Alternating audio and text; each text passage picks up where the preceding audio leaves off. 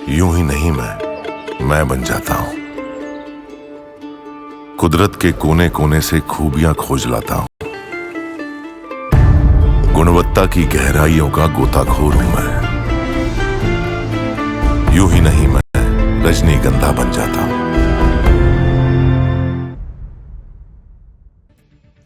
नमस्कार, न्यूज के इकलौते फैमिली शो न्यूज की पाठशाला में आप सभी का बहुत स्वागत। मैं हूं सुशांत सिन्हा। ये वो पाठशाला जहां सबकी क्लास लगती है।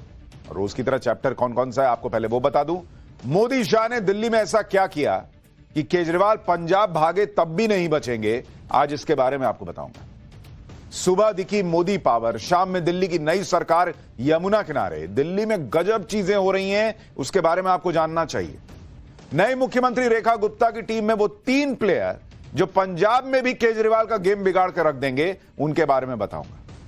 100 दिन में वो काम होंगे, वो फाइलें खुलेंगी जो केजरीवाल की पॉलिटिक्स का दी एंड कर देंगी क्या? ये सवाल क्यों पूछ रहा हूं, इसको लेकर क्या खबर है बताऊंगा। इसके अलावा ट्रंप का महाखुलासा, मोदी को हराने और किसको जिताने के लिए यूएस से बंपर पैसा आया था अमेरिका से।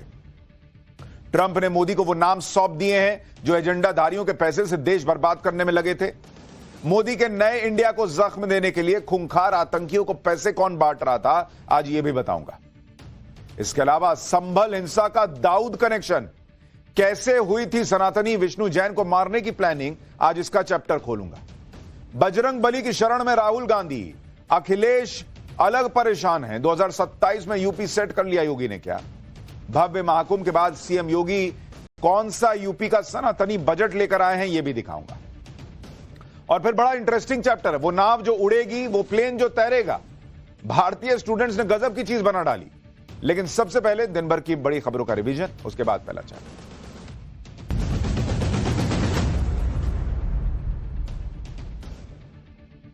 महाराष्ट्र के उप मुख्यमंत्री एकनाथ शिंदे को आज जान से मारने की धमकी मिली। मुंबई की गोरेगांव पुलिस को अज्ञात शख्स ने एक ईमेल भेजा और इसमें शिंदे की गाड़ी को बम से उड़ाने की धमकी दी। इसी तरह का ईमेल मंत्रालय और जेजे मार्ग पुलिस स्टेशन में भी आया। धमकी भरा ईमेल मिलने के बाद क्राइम ब्रांच समेत एजेंसीज जांच में जुट गई। उत्तर प्रदेश की योगी सरकार का 9वां बजट पेश हुआ। वित्त मंत्री सुरेश खन्ना ने 8,08,736 करोड़ का बजट पेश करते हुए कई बड़े ऐलान किए। यूपी सरकार ने उच्च शिक्षा प्राप्त करने वाली मेधावी छात्राओं को स्कूटी देने का ऐलान किया। युवाओं को ब्याज मुक्त लोन की घोषणा की गई है। योगी सरकार ने 4 नए एक्सप्रेसवे बनाने का भी ऐलान कर दिया और बजट में लखनऊ से सटे 6 जिलों को मिलाकर स्टेट कैपिटल रीजन बनाने का भी ऐलान हुआ है। बागेश्वर धाम में 19 फरवरी से बुंदेलखंड महाकुंभ का शुभारंभ हो गया है। 26 फरवरी तक चलने वाले आयोजन की शुरुआत विधि विधान से पूजा पाठ के साथ हुई। इसके बाद भव्य कलश यात्रा निकाली गई जिसमें सैकड़ों श्रद्धालु शामिल हुए। बुंदेलखंड महाकुंभ में 23 फरवरी को पीएम मोदी भी शामिल होंगे, जबकि 26 फरवरी को राष्ट्रपति द्रौपदी मुर्मू सामूहिक विवाह समारोह में शामिल होने बागेश्वर धाम जाएंगी। संभल हिंसा के मामले में पुलिस को बड़ी कामयाबी मिली है। पुलिस ने सारिक साठा गैंग को हथियार सप्लाई करने वाले गुलाम नाम के आरोपी को गिरफ्तार किया है।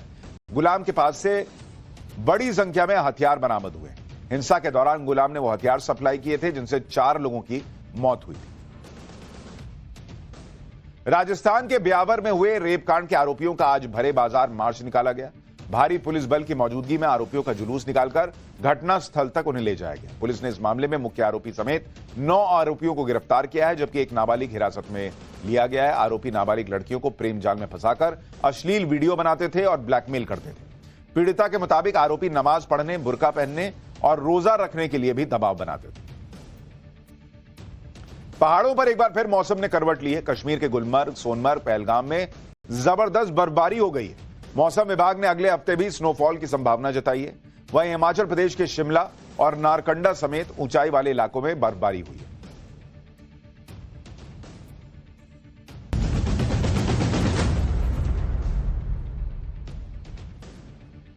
तो ये हो गया दिन भर का रिवीजन है पाठशाला की पहली क्लास। मोदी शाह ने दिल्ली में ऐसा क्या किया कि केजरीवाल पंजाब भी भागे तब भी नहीं बचेंगे।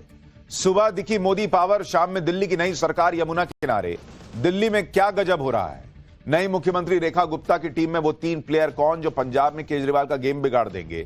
100 दिन में वो काम होंगे और वो फाइलें खुलेंगी जो केजरीवाल की पॉलिटिक्स का दी एंड कर देंगी क्या? आज सबसे पहले इसका चैप्टर।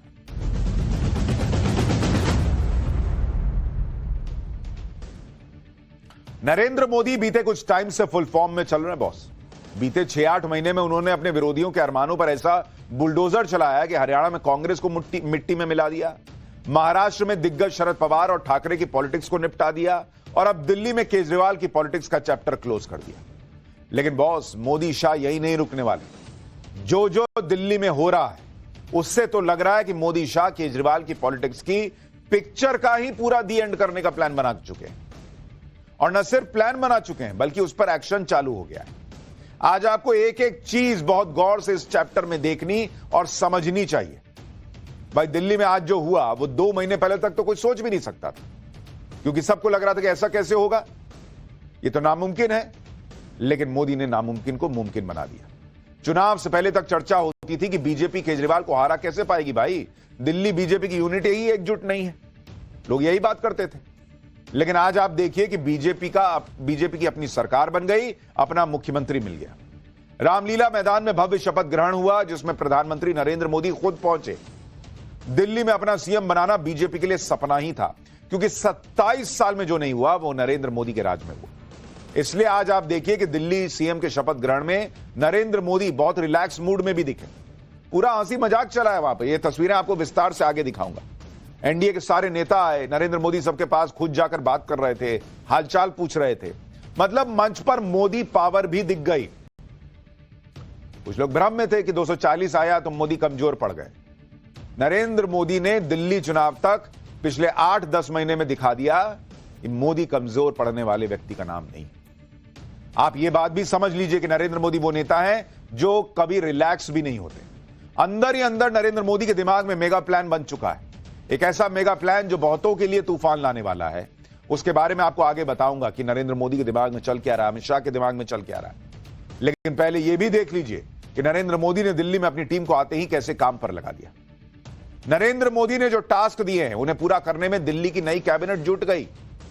आज ही शपथ लेते दिल्ली की नई सरकार, नई सीएम, नए मंत्री यमुना तट पर आरती करने पहुंच गए। यानी सबसे बड़ा एजेंडा यमुना है, जिसके लिए केजरीवाल ने कहा था कि यमुना से वोट नहीं मिलते, यमुना से चुनाव नहीं जीते जाते। उस यमुना को नरेंद्र मोदी ने बताया कि भाई हम गंगा मां की पूजा करते हैं, यमुना मां की पूजा करते हैं। आप यह भी देखिए कि दिल्ली में बीजेपी का 27 साल बाद सीएम बना। मौका था जश्न मनाने का, धूमधाम से जश्न मनाने का। लेकिन नहीं बॉस, तुरंत ये लोग काम में लगे। जैसे ही शपथ ग्रहण हुआ उसके बाद सारे मंत्री सचिवालय पहुंच गए, फिर यमुना के किनारे आरती में चले गए। शाम को कैबिनेट की मीटिंग भी हो गई। किसको क्या विभाग मिला है अभी पूरी लिस्ट आपको बताऊंगा। परवेश वर्मा नाराज है नहीं है यह भी बताऊंगा। लेकिन एक बार दिल्ली की नई सरकार के पहले दिन का ट्रेलर देखिए, फिर नरेंद्र मोदी के मेगा प्लान के बारे में बताता हूं। जोरदार तालियों के साथ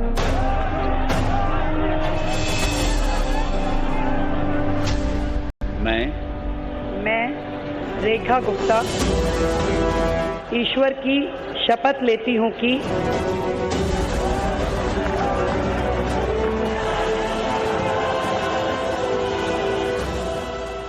मैया की, यमुना मैया की। 12 घंटे के अंदर ही प्रधानमंत्री मोदी की दिल्ली टीम काम पर लग गई। और ऐसा इसलिए भी हुआ क्योंकि उन्हें पीएम मोदी का मेगा प्लान पूरा करना है। आज शपथ ग्रहण के बाद पीएम मोदी ने इस टीम को अपने साथ मंच पर बुलाया। दिल्ली की मुख्यमंत्री रेखा गुप्ता और दिल्ली के बाकी मंत्रियों के साथ अलग से उन्होंने तस्वीर खिंचवाई। ये देखिए, पीएम मोदी ने खुद सबको साथ बुलाया और मंच पर फोटो ली गई। इस फोटो का मैसेज यही था कि दिल्ली में पीएम मोदी की ही टीम काम करेगी, पीएम मोदी के विजन पर ही काम करेगी। केजरीवाल पूछते थे ना कि दूल्हा कौन है, दूल्हा कौन है। नरेंद्र मोदी ने बता दिया कि दूल्हा कौन, दुल्हन कौन छोड़ो बॉस, ये सब घर का मुखिया कौन ये देखो और वही घर को ठीक करेगा। पीएम मोदी ने मैसेज भी दे दिया कि इस टीम पर भरोसा कीजिए। इस तस्वीर को पीएम मोदी ने भी सोशल मीडिया पर पोस्ट किया और लिखा कि सभी मंत्रियों को बधाई, ये शानदार टीम ताकत और अनुभव का मिश्रण है। ये टीम दिल्ली में गुड गवर्नेंस को सुनिश्चित करेगी। इस टीम को मेरी शुभकामनाएं। जिस टीम पर पीएम मोदी ने भरोसा जताया है उस टीम के हर मेंबर को अपनी अपनी जिम्मेदारी भी मिल गई। जैसे मुख्यमंत्री रेखा गुप्ता के पास वित्त मंत्रालय है, सर्विसेज है, विजिलेंस है, रेवेन्यू और प्लानिंग का मंत्रालय रखा गया है। प्रवेश वर्मा के पास पीडब्ल्यूडी, सिंचाई, flood control, water, gurdwara elections ये है। मनजिंदर सिंह सिरसा के पास industry, food and civil supplies, इसके अलावा फॉरेस्ट एंड एनवायरमेंट प्लानिंग है।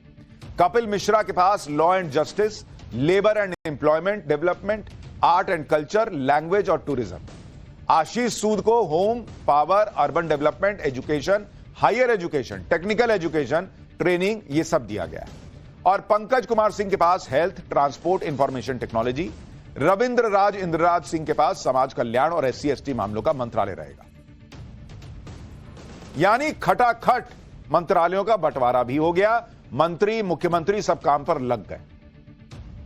पीएम मोदी की यह टीम दिल्ली में क्या बड़ा करने वाली है, प्रधानमंत्री मोदी का वो मेगा प्लान क्या है जो अरविंद केजरीवाल की पॉलिटिक्स को क्या खत्म कर देगा, इसके बारे में आज आपको बताता हूं। पीएम मोदी का यह मेगा प्लान है केजरीवाल की राजनीति को पूरी तरह से खत्म करने का। और जिस तरह पहले दिन से पीएम मोदी की टीम दिल्ली में जुट गई है, उस तरह से अगर 5 साल काम हो गया ना, तो केजरीवाल दिल्ली में कमबैक नहीं कर पाएंगे।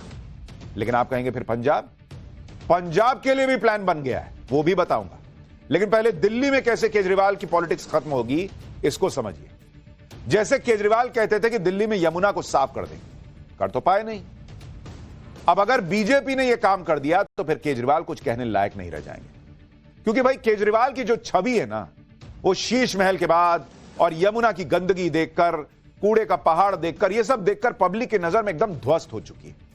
केजरीवाल को कमबैक करना है तो इमेज रिवाइव करनी होगी। इमेज होगी कैसे?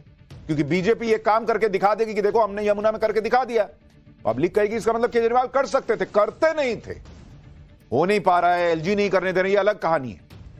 कर सकते थे, नहीं किया, ये बीजेपी साबित कर देगी, तो दिल्ली में केजरीवाल कमबैक नहीं कर पाएंगे। और इसीलिए आप देखिए दिल्ली के सारे नए मंत्री पहले दिन यमुना घाट पर आरती के लिए पहुंच गए। मैसेज साफ है कि यमुना को साफ करने का संकल्प लिया है तो भैया हम उसमें लग गए। इसी तरह से कुछ और बड़े मुद्दे हैं जिन पर अगर काम हो गया तो केजरीवाल के लिए दिल्ली में जगह नहीं बचेगी। जैसे नई सरकार को दिल्ली की सड़कों को गड्ढों से मुक्ति दिलवानी। अगर ऐसा हो गया तो केजरीवाल की राजनीति पर गहरी चोट लगेगी। क्योंकि केजरीवाल दावा ही करते रह गए कि दिल्ली की सड़कों को लंदन की सड़कों से भी ज्यादा बेहतरीन बना देंगे, कर कुछ नहीं पाए। मोदी के मेगा प्लान में दिल्ली के लोगों को साफ पीने का पानी मुहैया करवाना भी शामिल है। इससे केजरीवाल की राजनीति पर पानी फिर जाएगा, क्योंकि 10 साल तक केजरीवाल सिर्फ कहते रहे कि वो पूरी दिल्ली में 24 घंटे साफ पानी देंगे, कर नहीं पाए या करना ही नहीं चाहते थे। जो भी रहा हो, पब्लिक को तो साफ पानी नहीं मिला ना। टैंकर माफिया घूमता रहा, वो शीश महल में RO का पानी पीते रहे। केजरीवाल यह भी वादा करते थे कि दिल्ली की अवैध कॉलोनीज को लंदन, पेरिस जैसा बना दूंगा, उसमें भी नाकाम रहे। इसलिए मोदी के मेगा प्लान के तहत अगले 5 साल के अंदर दिल्ली के लोगों को जहां झुग्गी है वहां मकान स्कीम का लाभ मिलने वाला है। केजरीवाल पूरे 10 साल तक रोना ही रोते रहे कि केंद्र सरकार और LG उनकी सरकार को काम नहीं करने दे रहे। अब नरेंद्र मोदी यह सुनिश्चित करेंगे कि दिल्ली में बेहतरीन गवर्नेंस हो, कोई दिक्कत ना आए, क्योंकि अब दिल्ली में डबल इंजन की सरकार है। और एक बार पब्लिक को यह पता चल गया कि बॉस उधर मोदी और इधर बीजेपी की सरकार है तो दिल्ली का फायदा है, तो केजरीवाल के लिए पब्लिक खुद दरवाजा बंद कर देगी फिर 5 साल बाद। केजरीवाल की राजनीति का जो सबसे स्ट्रांग पॉइंट था वो था मुफ्त की रेवड़ियां, जो उनके वोट बैंक की बड़ी वजह थी।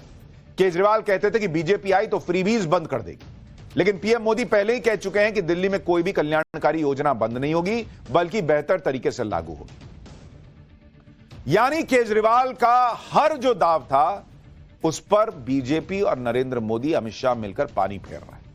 अगर ये सारे काम बीजेपी ने दिल्ली में कर दिए तो अभी जैसे दिल्ली में आम आदमी पार्टी की सरकार खत्म हुई है, वैसे ही आम आदमी पार्टी की पॉलिटिक्स भी खत्म हो जाएगी। क्योंकि केजरीवाल की पूरी राजनीति ही दिल्ली को वर्ल्ड क्लास बना देने के सपने बेचने पर टिकी हुई थी। केजरीवाल ने साल 2017 में दावा किया था कि वो 1 साल के अंदर अंदर दिल्ली को लंदन बना देंगे, लेकिन केजरीवाल तो 8 साल बाद भी अपना वादा पूरा नहीं कर पाए। अगर बीजेपी ने विकसित दिल्ली वाले दावे को पूरा करके दिखा दिया तो फिर दिल्ली में आम आदमी पार्टी की वापसी का कोई चांस ही नहीं बचेगा। और आज शपथ लेने के बाद मुख्यमंत्री रेखा गुप्ता ने बता दिया कि दिल्ली से केजरीवाल की पॉलिटिक्स को खत्म करने का जो मेगा प्लान मोदी ने तैयार किया है, उसे लागू करने में वो देर नहीं लगाएंगे। सुनिए एक बार, फिर बताता हूं केजरीवाल के लिए संकट दिल्ली में नहीं, पंजाब में भी खड़ा होने वाला है। जो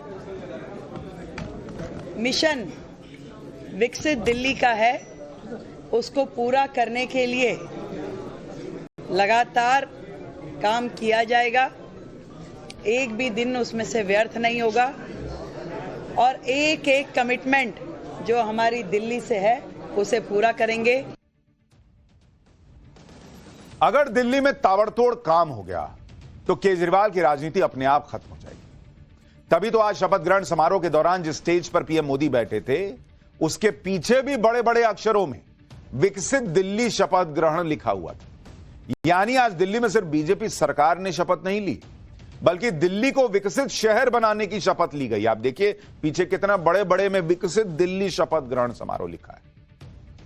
लेकिन विकसित दिल्ली का टारगेट तब तक पूरा नहीं हो सकता जब तक कि यमुना नदी साफ ना हो जाए।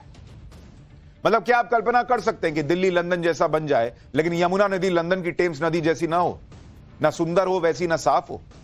यह बात प्रधानमंत्री मोदी जानते हैं, इसलिए उन्होंने दिल्ली सरकार को सबसे पहला टारगेट यमुना को साफ करने का दिया, क्योंकि पीएम मोदी को पता है अगर उन्होंने दिल्ली में यमुना की सफाई कर दी तो आम आदमी पार्टी की राजनीति भी साफ हो जाएगी।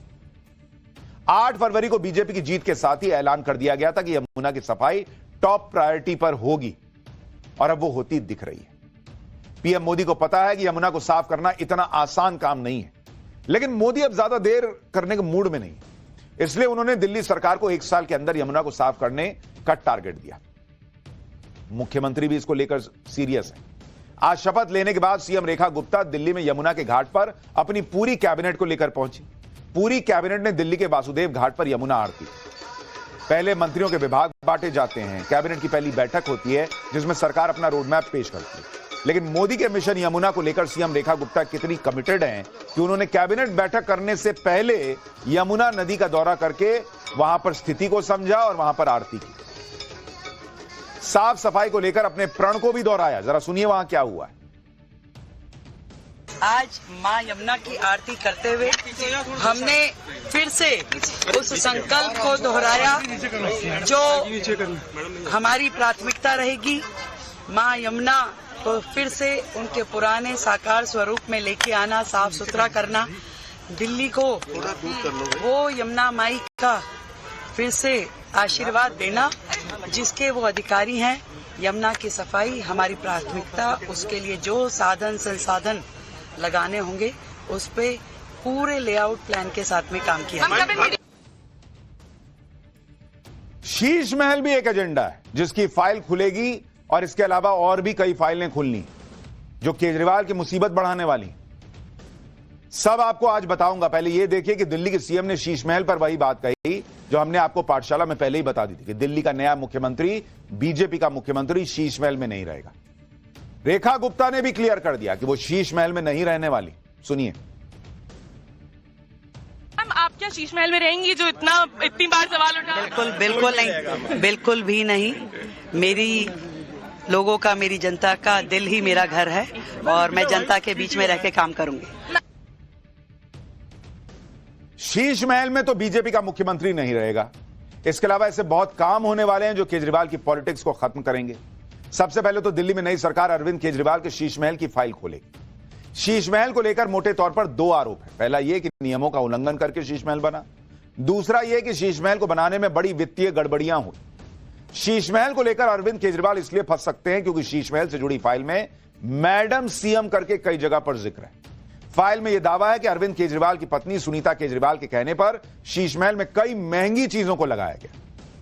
तब तो ये फाइलें ढंग से खुल नहीं पाई, अब शीश महल की फाइल खुलेगी। दूसरी फाइल दिल्ली के जल बोर्ड में कथित घोटाले की खुल सकती है। जल बोर्ड के अधिकारियों पर रिश्वत लेने का आरोप लगा था और यह भी आरोप लगा था कि रिश्वत के पैसे आम आदमी पार्टी के कई नेताओं को भी मिले। इस मामले में अरविंद केजरीवाल और उनके नेता इसलिए फंस सकते हैं क्योंकि जल बोर्ड के जिन लोगों पर रिश्वत लेने के आरोप हैं वो कानून की गिरफ्त में ऑलरेडी हैं। तीसरी फाइल दिल्ली के स्कूलों में क्लासरूम बनाने को लेकर वित्तीय गड़बड़ी की खुल सकती है। ऐसे आरोप है कि दिल्ली में क्लासरूम बनाने में भी घोटाला हुआ है।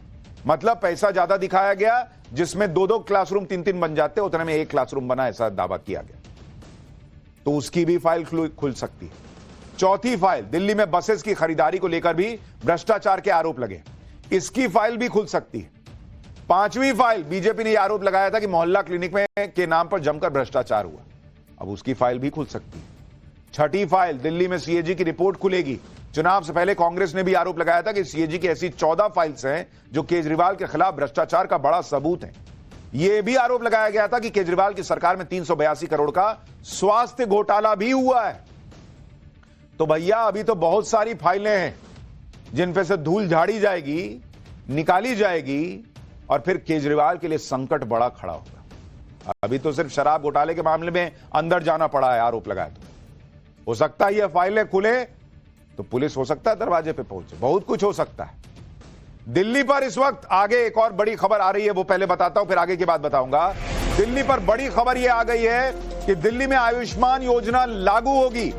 दिल्ली कैबिनेट ने पहली मीटिंग में यह फैसला ले लिया है। और दूसरी बड़ी खबर, पहले ही सत्र में सीएजी की रिपोर्ट दिल्ली में पेश की जाएगी, यह भी मुख्यमंत्री ने कह दिया है। तो अरविंद केजरीवाल के लिए बड़ा झटका। हम आपको कह रहे थे कि मोदी शाह केजरीवाल की पॉलिटिक्स खत्म करके छोड़ेंगे, सिर्फ दिल्ली में हरा कर नहीं। आप देखिए ये दोनों बड़े फैसले पहली कैबिनेट में। आयुष्मान योजना, लोगों को जो स्वास्थ्य का लाभ मिलना था, पहले फैसले में वो आयुष्मान योजना दिल्ली में लागू कर दी गई है, जो केजरीवाल के समय नहीं हो पाई या नहीं होने दी।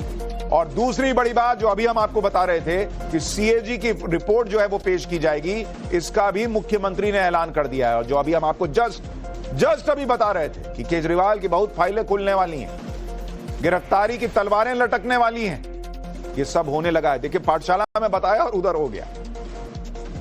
इधर केजरीवाल की फाइलें खुलने लगी हैं, उधर केजरीवाल की टीम क्या कर रही है वो भी देखिए।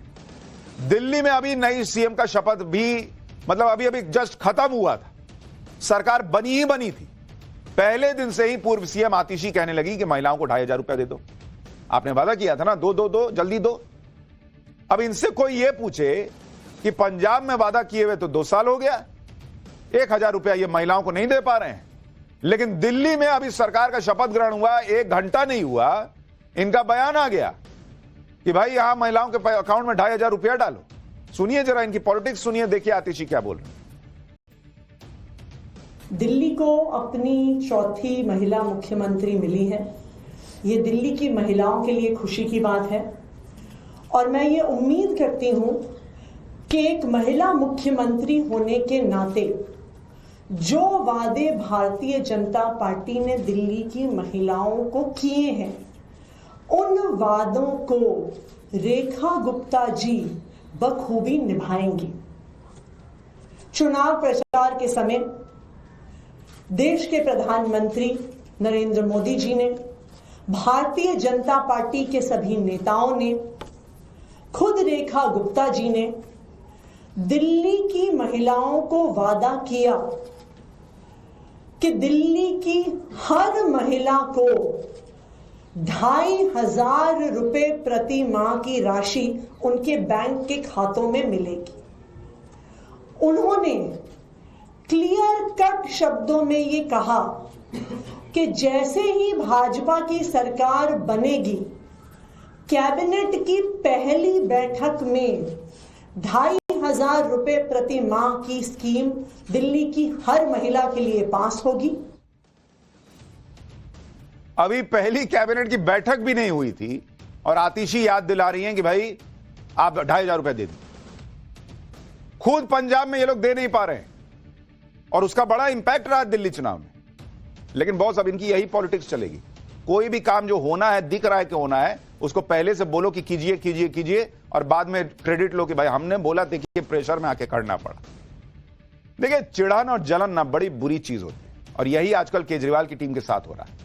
वो ये खुद को समझा ही नहीं पा रहे हैं कि दिल्ली में अब उनकी सत्ता नहीं। जिस दिल्ली को वो कहते थे कि दिल्ली के मालिक हम हैं दिल्ली के मालिक, उसी दिल्ली ने उनकी पॉलिटिक्स को जमीन पर उठा के पटक दिया। शायद इसलिए आज केजरीवाल और उनकी टीम नई सरकार के शपथ ग्रहण में नहीं आ पाए, क्योंकि बीजेपी की नई सरकार का शपथ ग्रहण तो उस रामलीला मैदान में हो रहा था, जिस रामलीला मैदान से ही केजरीवाल को दिल्ली की जनता ने सिर पर बैठा लिया था। रामलीला मैदान में ही आंदोलन से केजरीवाल चमके और केजरीवाल ने वहीं पर सीएम की पहली बार शपथ ली थी। उसी रामलीला मैदान से केजरीवाल की पॉलिटिक्स खड़ी हुई थी। आज केजरीवाल दूसरे को शपथ लेने के लिए वहां एक कुर्सी पर बैठने नहीं जा पाए, जबकि बीजेपी ने बुलाया था। केजरीवाल अब तक वो तस्वीरें भूल नहीं पाए, इसलिए वो शपथ ग्रहण में भी शायद नहीं जा पाए।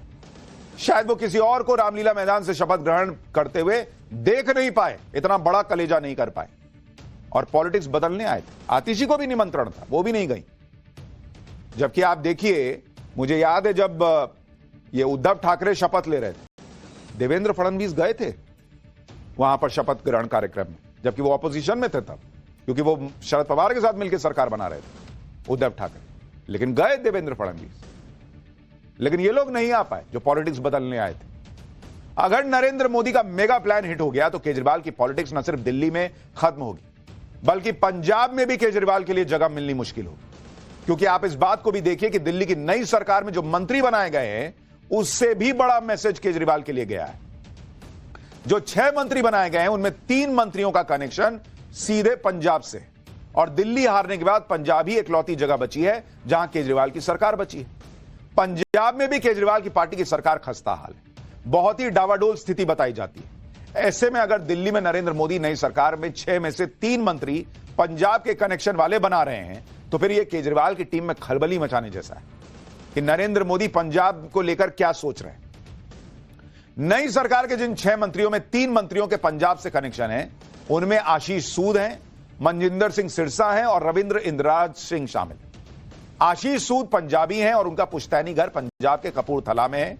आशीष सूद को पंजाब की राजनीति का अच्छा खासा अनुभव है। 2014 में जब अरुण जेटली अमृतसर से लोकसभा चुनाव लड़े थे, तब उनका कैंपेन आशीष सूद ने ही संभाला था। दूसरा नाम मनजिंदर सिंह सिरसा का है। सिरसा सिख हैं और वो दिल्ली में सिख गुरुद्वारा प्रबंधक कमेटी के अध्यक्ष रह चुके हैं। सिरसा अकाली दल से विधायक भी थे और अकाली दल छोड़कर सिरसा बीजेपी में गए थे। तीसरा नाम रविंदर इंद्रराज सिंह का है। रविंदर इंद्रराज सिंह दलित नेता हैं और पंजाबी दलित समुदाय से आते हैं। पंजाब में दलितों की अच्छी खासी संख्या है। रविंदर इंद्रराज सिंह को मंत्री बनाने से पंजाब में दलित समुदाय में भी बड़ा मैसेज गया है। यानी मोदी और शाह जो पॉलिटिक्स कर रहे हैं इस वक्त, उसमें केजरीवाल के लिए पंजाब में भी जगह ना बचे, इसका पूरा प्लान है। क्योंकि पंजाब में मैसेज गया जो कि नरेंद्र मोदी बार बार दे रहे हैं कि वो क्या सोचते हैं सिख कम्युनिटी के लिए, पंजाब के लिए, और वहां बीजेपी मजबूत हुई, कांग्रेस ऑलरेडी मजबूत है। आपको लेकर कहा जा रहा है कि सरकार जो है वो बहुत मुश्किल स्थिति में है, कि कांग्रेस वाले तो कह रहे हैं कि भाई अब गिर जाए तब गिर जाए। तो ऐसे में अगर बीजेपी ने वहां अगले चुनाव में केजरीवाल के वोट काट दिए, तो वही काम हो जाएगा जो दिल्ली में केजरीवाल के साथ हुआ और कांग्रेस ने किया। पंजाब से कनेक्शन वाले 3 नेताओं को दिल्ली में मंत्री बना देना, यह पंजाब के लिए बड़ा मैसेज इसलिए भी है क्योंकि पंजाब में इस वक्त आम आदमी पार्टी की सरकार के बारे में बहुत दिनों से यह चर्चा चल रही है कि वहां सब कुछ ठीक है। एक अफवाह यह भी उड़ी थी कि दिल्ली हारने के बाद केजरीवाल पंजाब के मुख्यमंत्री बन जाए। यह बातें भी चल रही थी कि मुख्यमंत्री भगवंत मान से कई विधायक खुश नहीं। इन अफवाहों और चर्चाओं के बीच ही केजरीवाल ने पंजाब के अपने सारे विधायकों को दिल्ली बुलाकर बात की थी। इसके बाद भगवंत मान से कह दिया था कि पंजाब में सब ठीक है, क्योंकि पंजाब में कांग्रेस भी लगी हुई है कि कैसे उसे मौका मिल जाए। इस बीच खबर यह भी चल रही है कि अरविंद केजरीवाल दिल्ली छोड़कर पंजाब शिफ्ट हो सकते हैं। हालांकि हमारे सूत्रों के मुताबिक अरविंद केजरीवाल ऐसा कोई प्लान नहीं बना रहे। हां, यह बात जरूर है कि अब केजरीवाल का फोकस पंजाब पर ज्यादा है। वो पंजाब में अपनी टीम को मजबूत करने के लिए काम करेंगे और उन्हें यह करना भी होगा, क्योंकि नरेंद्र मोदी ने दिल्ली से पंजाब के लिए मैसेज दे दिया। इसका एक मतलब यह भी है कि पंजाब के लिए नरेंद्र मोदी कुछ बड़ा सोच रहे हैं। पंजाब में वैसे तो बीजेपी मजबूत स्थिति में फिलहाल नहीं है, लेकिन जैसे पंजाब में पहले अकाली दल और कांग्रेस के बीच मुख्य लड़ाई होती थी, वैसे स्थिति बदलकर कांग्रेस और आम आदमी पार्टी के बीच मुख्य लड़ाई शुरू हो गई। अब अगर केजरीवाल के कमजोर होने से आम आदमी पार्टी कमजोर हुई, तो पंजाब में भी सीन बदल जाएगा, क्योंकि अकाली दल को अब भी कमजोर माना जा रहा है। ऐसी स्थिति में बीजेपी ही होगी जिससे कांग्रेस का मुख्य मुकाबला होगा। पंजाब में बीजेपी को कोई कितना कमजोर कह दे, लेकिन नरेंद्र मोदी आज की डेट में कुछ भी कर सकते हैं। दिल्ली की जीत को भी लोग नामुमकिन ही कह रहे थे, उसे मुमकिन बना दिया। तो पंजाब में भी वो काम कर रहे हैं कि आज नहीं तो आने वाले कुछ सालों में बीजेपी को उस स्थिति में ले आना है कि भाई कांग्रेस और बीजेपी के बीच मुकाबला रह जाए, केजरीवाल को हटाओ, खत्म करो। क्योंकि नरेंद्र मोदी वो नेता है जो कोई भी बाजी पलट देते हैं। जैसे आप देखिए कि लोकसभा चुनाव के बाद कितना कुछ नरेंद्र मोदी को कहा गया, क्या गया कि इनका कॉन्फिडेंस गिर गया, 99 वाले उछलने लगे कि मोदी में वो बात नहीं रही, मोदी का चेहरा उतरा हुआ है, उनकी सरकार तो बैसाखियों पे चल रही। लेकिन आज की डेट में देखिए नरेंद्र मोदी कितने रिलैक्स हैं। दिल्ली में शपथ ग्रहण के मंच पर देखिए क्या हुआ, जो तस्वीरें वहां से आई, गजब की तस्वीरें। मंच पर एनडीए के बड़े बड़े नेता, सीएम सब मौजूद, हंसी मजाक का माहौल चल रहा है। ये पवन कल्याण से देखिए मोदी किस तरह से रिलैक्स होकर बात कर रहे हैं। चंद्रबाबू नायडू से मिल रहे हैं तो चंद्रबाबू नायडू झुके जा रहे हैं, एकदम पर्सनल केमिस्ट्री दिख रही है। और नरेंद्र मोदी जो है वो फुल कॉन्फिडेंस के साथ जो है बात कर। शुरू में एकनाथ शिंदे के पास गए, जिनके लिए कहा जा रहा था कि एकनाथ शिंदे जो है वो खुश नहीं है, उनके मंत्रियों की सिक्योरिटी कम कर दी गई है। अजीत पवार बगल में खड़े हैं, देवेंद्र फडणवीस बगल में खड़े हैं, और नरेंद्र मोदी ने कुछ तो कहा है। अब वो तो धीरे से सल्टा देते हैं, तो वहां एकनाथ शिंदे जो है वो हंसने लगे और अगल बगल भी लोग ठहाके लगाने लगे। तो नरेंद्र मोदी अब हरियाणा, महाराष्ट्र, जम्मू कश्मीर में सीटें बढ़ाने के बाद और अब ये दिल्ली में केजरीवाल की पॉलिटिक्स को निपटाने के बाद अब उस फुल फॉर्म में जिसके लिए वो जाने जाते हैं। ये पवन कल्याण जो आंध्र के डिप्टी सीएम है, उनसे वो जिस तरह से मिल रहे हैं वो भी देखने लायक तस्वीर थी। जरा सुनिए एक बार। Normally he cracks a joke whenever he sees me. So he was saying, "Are you planning to go to Himalayas or what?" I said, "छोड़ के." And I said, "Maybe the next session of that." PM Modi के full confidence की एक वजह यह भी है कि आधे से ज्यादा हिंदुस्तान में इस वक्त बीजेपी और एनडीए की सरकारें हैं और विपक्ष सिकुड़ता जा रहा है। अगर आप देखेंगे भारत में,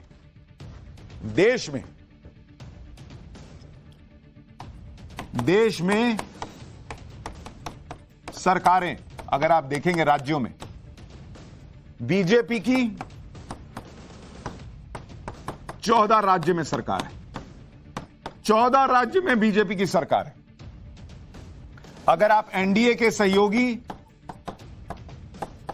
उनकी अगर बात करेंगे तो उनकी है 6 राज्यों में। अगर दोनों को अगर आप जोड़ दीजिए तो हो गया 20 राज्य में बीजेपी प्लस की सरकार है। कांग्रेस कितने में है? कांग्रेस मात्र 3। इंडी अलायंस देखिएगा जो कि अब बचा नहीं है, लेकिन कहने को लिए अब दिखाना है तो भाई चलिए इंडी मान लीजिए, तो 6, और अन्य जो है अदर्स वहां 1। तो ये तो है आधे से ज्यादा हिंदुस्तान पर इस वक्त बीजेपी और एनडीए की सरकार है। और ये तब है बॉस जब नरेंद्र मोदी को खत्म करने के लिए विदेशों से साजिशें रची गई, विदेशों से पैसा आया। और ये हवा में बात नहीं कह रहा हूं, ये ट्रंप कह रहे हैं कि मोदी को कुर्सी से हटाने के लिए पैसा आया अमेरिका से। किसको जिताने के लिए आया? अगला चैप्टर आपको दिखाता हूं, पता चल जाएगा। ट्रंप का महाखुलासा, मोदी को हराने और किसको जिताने के लिए अमेरिका से बंपर पैसा आया। ट्रंप ने मोदी को वो नाम बता दिए क्या जो एजेंडाधारियों के पैसे से देश बर्बाद करने में लगे थे। अब इसका चैप्टर।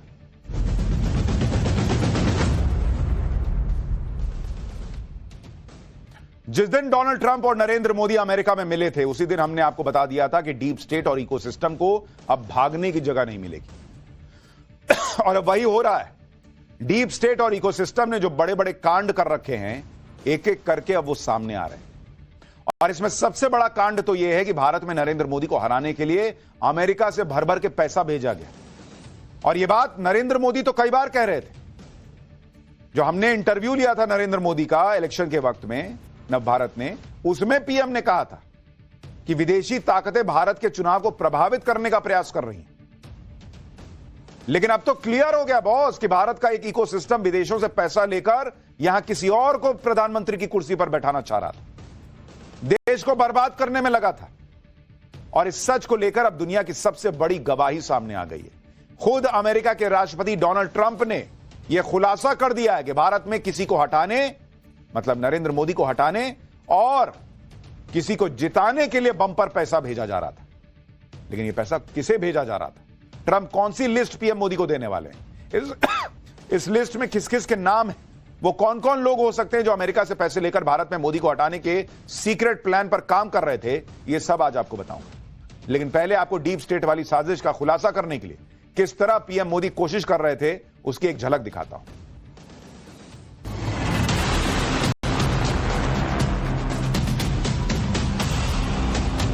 कांग्रेस वालों का और दुनिया में बैठी कुछ ताकतों का माथा गर्म हो जाता है। For voter turnout in India, what do we need to spend 21 million for voter turnout in India? ये लोग कैसे गुप्त रूप से भारत को पसंद न करने वाले विदेशी डिप्लोमेट के साथ सीक्रेटली मिलते हैं।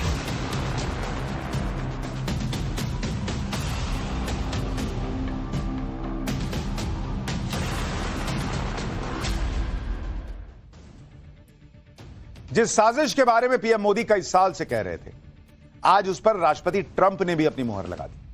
ट्रंप ने अमेरिका के मियामी में कार्यक्रम के दौरान यह बात कह दी कि भारत के चुनाव को प्रभावित करने के मकसद से पहले की बाइडेन सरकार की तरफ से भारत को फंडिंग की गई। भारत में वोटिंग प्रतिशत बढ़ाने के लिए $21 मिलियन यानी 182 करोड़ रुपए भेजे गए। इस मामले पर ट्रंप ने यह भी कहा कि लगता है कि बाइडेन सरकार चाहती थी कि चुनाव में किसी और को जिता दिया जाए। मतलब साफ है कि 2024 के लोकसभा चुनाव में मोदी सरकार को हटाने के लिए अमेरिका से भर भर के यहां पैसा कुछ लोगों के मुंह में ठूसा जा रहा था। ट्रंप अब इस पूरे खुलासे पर भारत सरकार को पूरी जानकारी देने का भरोसा दे चुके हैं। यानी यह अमेरिका का पैसा किस तरह भारत आया, किस किस ने कमाया और देश की लाज को, साख को दांव पर रख दिया, बेचने का प्रयास किया, उन नामों का खुलासा होना है। सुनिए ट्रंप ने क्या कहा है, फिर आगे की बात बताता हूं। And $21 million for voter turnout in India. What do we need to spend $21 million for voter turnout in India? Wow, $21 million. I guess they were trying to get somebody else elected. Wow, we ought to tell the Indian government, because when we hear that Russia spent about $2 in our country, it was a big deal, right? They took some internet ads for $2,000. This is a total breakthrough. $21 million for India elections. Donald Trump खुलकर कह रहे हैं boss कि भारत में किसी और को प्रधानमंत्री बनाने के लिए अमेरिका की बाइडेन सरकार पैसा खर्च कर रही थी, डीप स्टेट पैसा खर्च कर रहा था। सवाल इस बात का नहीं है कि अमेरिका क्या कर रहा था, सवाल इस बात का है कि अमेरिका क्यों मोदी को हटाना चाहता था। इसका मतलब वो मजबूत भारत को नहीं देखना चाहता। मोदी से बाइडेन की और उनकी डीप स्टेट की क्या दिक्कत है? यही दिक्कत है ना भाई कि मोदी बढ़ रहा है, भारत को बढ़ा रहे हैं और अमेरिका बढ़ नहीं पा रहा उस तरीके से। हटाओ इस आदमी को। और किसको बनाने के लिए पैसा आ रहा था? इसका मतलब वो आदमी जिसके लिए पैसा आ रहा था वो अमेरिका की कठपुतली है। अमेरिका को, डीप स्टेट को भरोसा था कि ये बन गया तो भारत हमारे हिसाब से चलेगा, भारत के हिसाब से दुनिया को नहीं चलना पड़ेगा। यह है बड़ी चीज।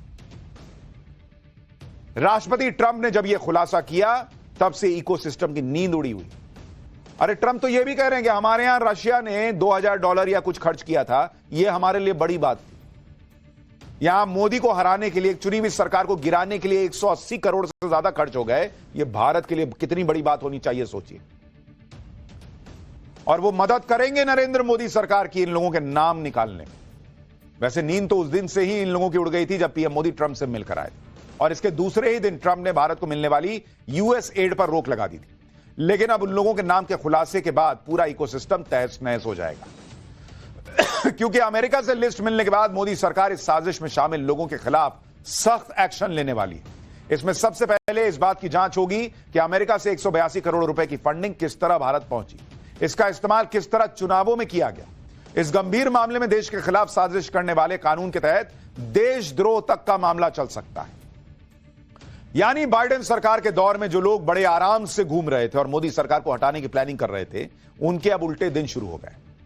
और उन लोगों का सबसे बड़ा संकट तो यह है कि वो ये सोच रहे थे कि अगर मोदी को पता भी चल गया तो क्या, 240 तो सीटें हैं, कुछ करेंगे हम पर तो सरकार गिर जाएगी इधर उधर से प्रेशर बना के।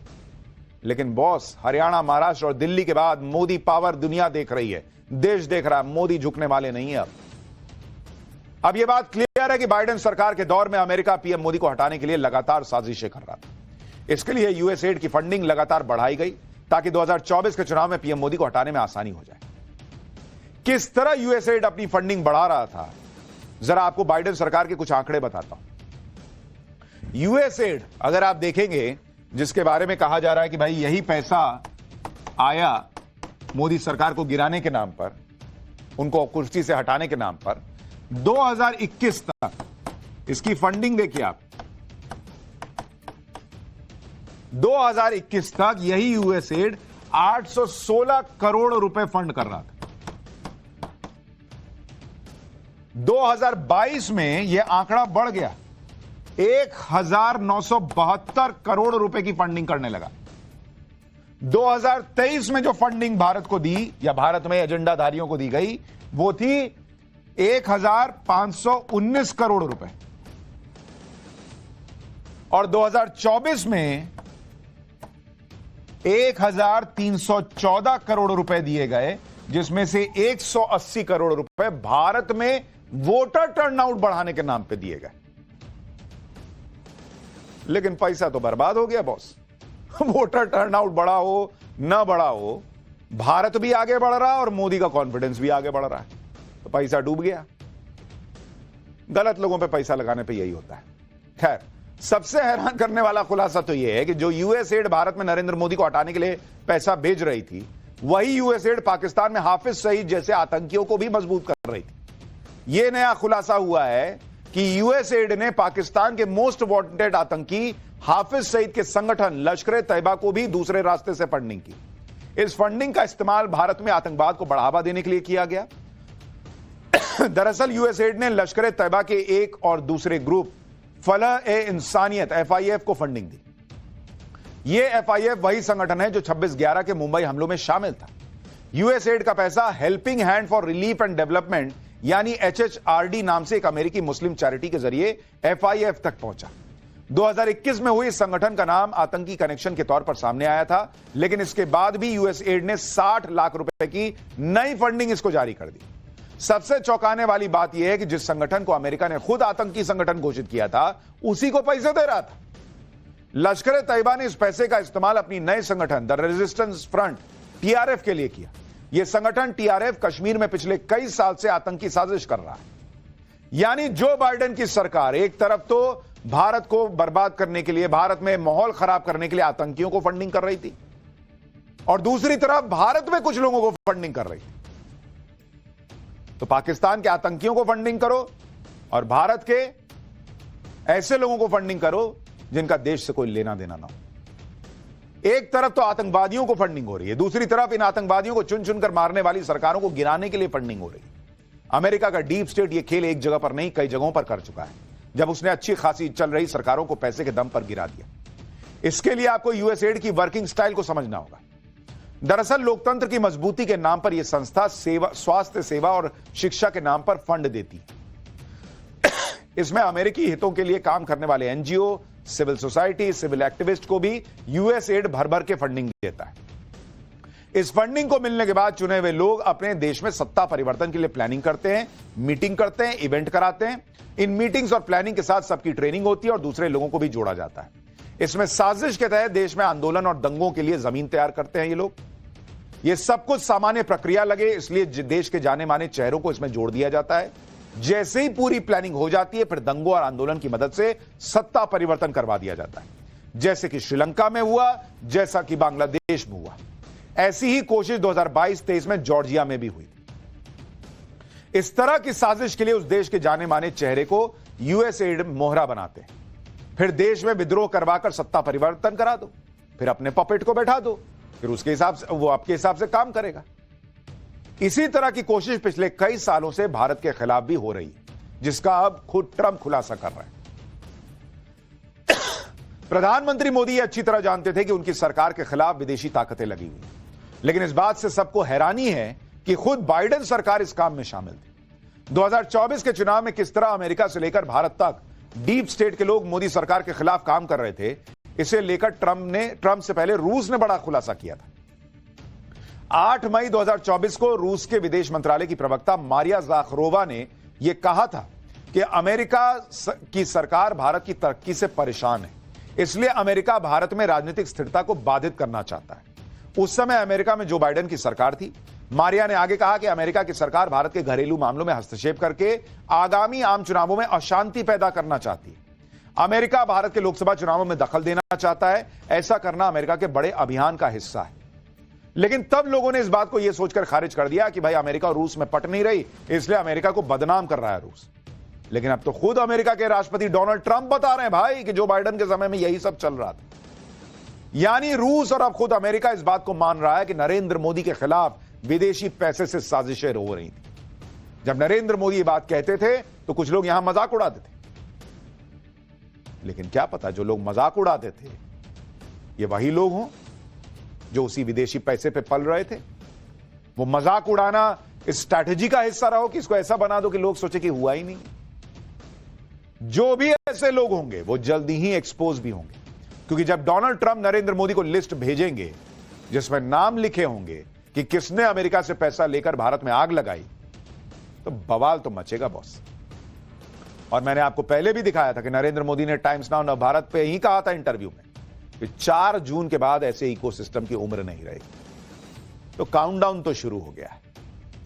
पाठशाला में अगली क्लास, संभल हिंसा का दाऊद कनेक्शन, कैसे हुई थी सनातनी विष्णु जैन को मारने की प्लानिंग, बजरंग बली की शरण में राहुल गांधी अखिलेश अलग परेशान, यूपी के 2027 के चुनाव को भी योगी ने सेट कर लिया क्या, और भव्य महाकुंभ के बाद सीएम योगी यूपी का सनातनी बजट कैसे लाए, अब इसका चैप्टर।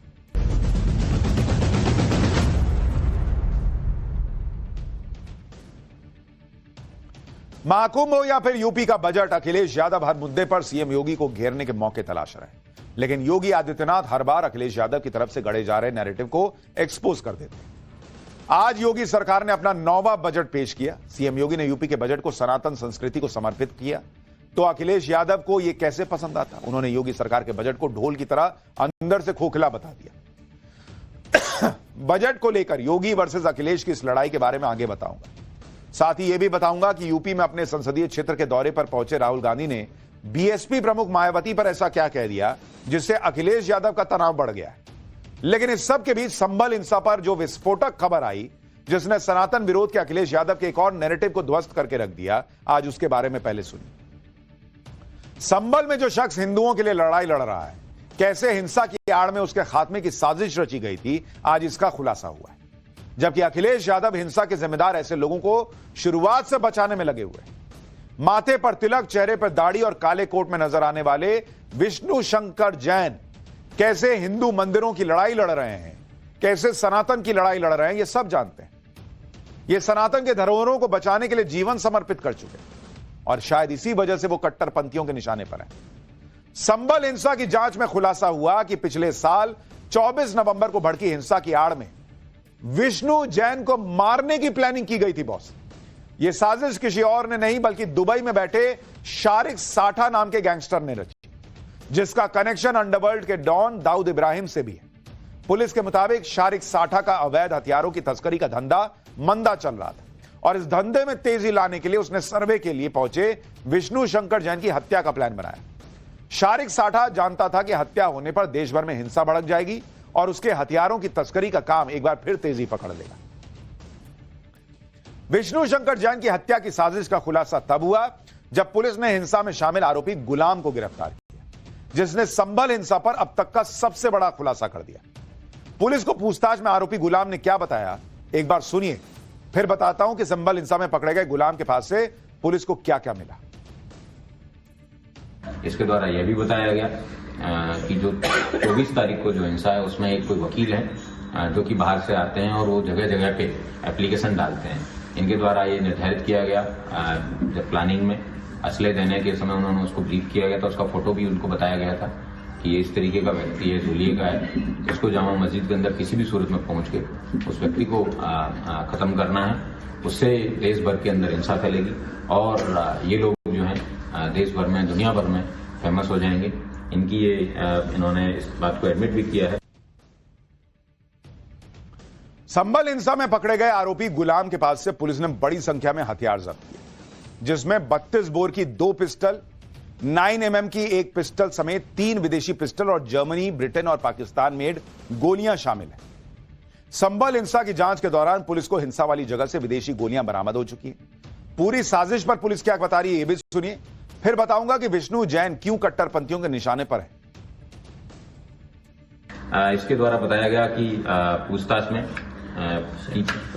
23 तारीख को इसने अपने बॉस शारिक साठा से बात की थी। शारिक साठा को यहाँ के किसी स्थानीय व्यक्ति द्वारा बताया गया है कि 24 तारीख की सुबह को सर्वे होगा, सर्वे के समय किसी भी सूरत में वो सर्वे नहीं होने देना है। पूछताछ के दौरान इसके द्वारा ये एडमिट किया गया कि जो शारिक साठा है ये एनसीआर से गाड़ी चोरी करवाने की गैंग का सरगना है। वो भी आज से कुछ साल पहले फर्जी पासपोर्ट बनाने के बाद में यहाँ से विदेश चला गया है। ये वहीं से बैठ के इस गैंग को संचालित करता है और यहाँ भारत में उसका काम करने के लिए ये व्यक्ति गुलाम है, ये काम करता है। आज संभल हिंसा की जांच में विष्णु जैन की हत्या की साजिश का खुलासा हुआ, लेकिन विष्णु जैन सिर्फ संभल की जामा मस्जिद की वजह से कट्टरपंथियों के निशाने पर नहीं है। विष्णु जैन और उनके पिता हरिशंकर जैन पिछले कई सालों से सनातन की धरोहरों को बचाने की लड़ाई लड़ रहे हैं। पिता और बेटे की ये जोड़ी पूरे देश में मंदिर मस्जिद विवाद से जुड़े 100 से ज्यादा केसों में शामिल रहे, जिनमें राम जन्मभूमि आंदोलन से जुड़े केस, ज्ञानवापी, श्री कृष्ण जन्मभूमि शाही ईदगाह मस्जिद विवाद जैसे बड़े केस शामिल हैं। इसके अलावा मध्य प्रदेश का भोजशाला केस, अजमेर दरगाह और जौनपुर की अटाला मस्जिद जैसे केस शामिल हैं। और यह बात भी किसी से छुपी नहीं है कि विष्णु शंकर जैन कोई अपने घर की लड़ाई लड़ने के लिए संभल की शाही जामा मस्जिद नहीं गए थे। उन्हें तो हिंदू पक्ष ने अपना वकील बनाया और कोर्ट की मंजूरी के बाद ही वो सर्वे के लिए मस्जिद गए थे। लेकिन इसके बावजूद संभल में शाही जामा मस्जिद के सर्वे को लेकर समाजवादी पार्टी और दूसरे इकोसिस्टम ने ऐसा नैरेटिव सेट किया कि लोग विष्णु जैन की जान के दुश्मन बन गए। उन्हें आतंकवादी तक कह दिया गया। भाई, जो लोग मारने की प्लानिंग कर रहे थे वो मासूम है, जो कोर्ट के आदेश से सर्वे करने गया वो आतंकवादी हो गया था इन लोगों के। सुनिए अपने खिलाफ बनाए जा रहे नैरेटिव के लिए विष्णु जैन ने किन लोगों को जिम्मेदार ठहराया था। देखिए, इस धमकी का सबसे मूल कारण है समाजवादी पार्टी की मीडिया सेल, अखिलेश यादव जी, साथ ही साथ ओवैसी जी और वहां के जो कंसर्न एमपी हैं। अगर मुझे कुछ भी होता है तो इसके रिस्पॉन्सिबल ये सारे लोग होंगे। उसका कारण है इन्होंने मिस इन्फॉर्मेशन हर जगह फैलाई है। और मिस इन्फॉर्मेशन क्या फैलाई है कि मैं जब वहां पे सर्वे करने जा रहा था तो जय श्री राम के नारे लगाते हुए जा रहा था और एक भीड़ को लेकर जा रहा था जो जय श्री राम के नारे लगा रही थी, जिसकी वजह से दंगा हो गया और जिसकी वजह से 5 लोगों की मृत्यु हो गई। तो इस तरह की मिस इन्फॉर्मेशन फैलाना मुझे लगता है सरासर गलत है। विष्णु शंकर जैन, अखिलेश यादव और ओवैसी पर यह आरोप हवा हवाई नहीं लग रहे। संभल में शाही जामा मस्जिद के जो सर्वे हुआ वो भी कानून के तहत हुआ, कोर्ट से मंजूरी मिलने के बाद हुआ। और संभल हिंसा को लेकर पुलिस जो भी कार्रवाई कर रही है वो भी सबूत जुटाने के बाद हो रही है। लेकिन समाजवादी पार्टी के अध्यक्ष अखिलेश यादव को या तो पुलिस की तरफ से जारी सबूत नजर नहीं आ रहे या फिर अपने वोट बैंक के खातिर उन्हें देखना नहीं चाहते। इसलिए अखिलेश यादव खुद को सड़क से लेकर संसद तक संभल हिंसा के आरोपियों के साथ खड़ा दिखाने में जुटे रहे। पार्लियामेंट के विंटर सेशन अखिलेश यादव ने संभल हिंसा के लिए याचिकाकर्ताओं और पुलिस प्रशासन को जिम्मेदार ठहराने की भी कोशिश की थी। सुनिए। तानाशाही दिखाते हुए सुबह के वक्त से पहले शाही जामा मस्जिद आ गए। शाही जामा मस्जिद कमेटी और मुस्लिम समाज के लोगों ने फिर भी धैर्य रखा और दोबारा सर्वे के लिए अंदर ले गए। सर्वे के दौरान करीब 1.5 घंटा बाद जब जनता को सूचना मिली तो वो इकट्ठा होना शुरू हो गए। लोगों ने सर्वे का कारण जानना चाहा तो सर्किल ऑफिसर ने उनके साथ गाली गलौज की और लाठीचार्ज करवाकर बुरी तरह जख्मी कर दिया। इसका विरोध करते हुए चंद लोगों ने पत्थर चलाए, जिसके बदले में पुलिस के सिपाही से लेकर के अधिकारियों तक ने अपने सरकारी और प्राइवेट हथियारों से गोलियां चलाई, जिसका वीडियो रिकॉर्डिंग है, जिसके एवज में दर्जन लोग गोलियों से घायल हो गए हैं। 5 मासूमों जो कि अपने घर से सामान लेने के निकले थे उनकी मृत्यु हो गई। संभल का माहौल बिगाड़ने में संभल का माहौल बिगाड़ने में याचिका दायर करने वाले लोगों के साथ पुलिस और प्रशासन के लोग जिम्मेदार हैं। सिर्फ वोट बैंक की पॉलिटिक्स के लिए अखिलेश यादव उन लोगों के साथ खड़े हो गए जिन पर आरोप है कि उन्होंने पुलिस तक को नहीं छोड़ा, उन पर भी पत्थरबाजी की। ऐसे दंगाइयों पर, ऐसे हिंसक लोगों के साथ दे रहे हैं वो। अखिलेश यादव संभल हिंसा में शामिल लोगों के बचाव में क्यों उतरे, इसकी वजह समझना कोई बहुत मुश्किल काम नहीं। हिंसा के लिए जिस आरोपी गुलाम को गिरफ्तार किया गया और गुलाम ने विष्णु शंकर जैन की हत्या की साजिश में जिस शारिक साठा का नाम लिया, पुलिस के मुताबिक इन दोनों को यूपी की पिछली सरकारों में राजनीतिक प्रोटेक्शन मिला हुआ था भाई। इसलिए वो बिना किसी डर के संभल में बैठे बैठे गैंग ऑपरेट करते थे। योगी सरकार बनने के बाद जब सख्ती हुई तो उसे फर्जी पासपोर्ट बनाकर दुबई भागना पड़ा। संभल हिंसा की जांच में विस्फोटक खुलासे हो रहे हैं क्योंकि सीएम योगी क्लियर कट कह चुके हैं कि सनातन पर वो झुकेंगे नहीं, संभल पर रुकेंगे नहीं। संभल ही नहीं, प्रयागराज में चल रहे सनातन के सबसे बड़े पर्व महाकुंभ को लेकर भी योगी और अखिलेश के बीच जबरदस्त जुबानी जंग छिड़ी हुई है। लेकिन भव्य महाकुंभ के बाद आज सीएम योगी यूपी का सनातनी बजट भी ले आए। यूपी के 8 लाख करोड़ से ज्यादा के बजट को सीएम योगी ने सनातन संस्कृति को क्यों समर्पित किया, एक बार उसको भी सुनिए। 2025-26 का जो बजट है यह भारत की सनातन संस्कृति को समर्पित सर्वे भवन्तु सुखिनः की अवधारणा पर गरीब, अन्नदाता किसान, युवा, महिला के उत्थान को समर्पित है, जिसमें प्रधानमंत्री मोदी जी का विजन, जिसमें वंचित को वरेता, यानी वंचित को वरेता उसका एक थीम है, उसका केंद्रीय भाव है, इसको समर्पित है। यह भी जानना चाहिए कि योगी आदित्यनाथ यूपी के बजट को सनातन संस्कृति को समर्पित कर क्यों रहे। दरअसल इस बार यूपी के बजट में सनातन की झलक साफ नजर आ रही है। जैसे वृंदावन में श्री बांके बिहारी मंदिर के सौंदर्यीकरण और उसे कॉरिडोर के रूप में विकसित करने के लिए 150 करोड़ की व्यवस्था का प्रावधान है। मिर्जापुर में मां विंध्यवासिनी धाम और उससे जुड़े विकास के लिए 200 करोड़ का बजट है। निमिषारण्य पर्यटन विकास के लिए 100 करोड़ और साथ साथ वहां पर वेद विज्ञान केंद्र के लिए भी 100 करोड़ का बजट तय किया गया। चित्रकूट में भी पर्यटन विकास के लिए 50 करोड़ का प्रावधान है। दरअसल महाकुंभ के जरिए सीएम योगी ने दिखा दिया कि कैसे धार्मिक पर्यटन के जरिए यूपी की इकोनॉमी को नई ऊंचाइयों पर पहुंचाया जा सकता है। बजट में आस्था के सम्मान पर योगी आदित्यनाथ को सुनिए, फिर बताता हूं कि योगी सरकार के बजट पर अखिलेश यादव क्या कह रहे हैं। आस्था को सम्मान देने के लिए भी प्रदेश सरकार ने इस बजट में काफी प्रावधान किए हैं और महाकुंभ की सफलता आप सबके सामने है। आपने आज कैट की रिपोर्ट को भी देखा होगा कि महाकुंभ के कारण इकोनॉमी में 3 लाख करोड़ रुपए से अधिक की वृद्धि की संभावना अभी से बताई गई है और मुझे बताते हुए प्रसन्नता है कि इस आयोजन को आगे बढ़ाने के साथ साथ अयोध्या क्षेत्र के पर्यटन विकास के लिए 150 करोड़ रुपए, मथुरा वृंदावन के विकास के लिए 100 करोड़ रुपए की अतिरिक्त व्यवस्था का प्रावधान किया गया है।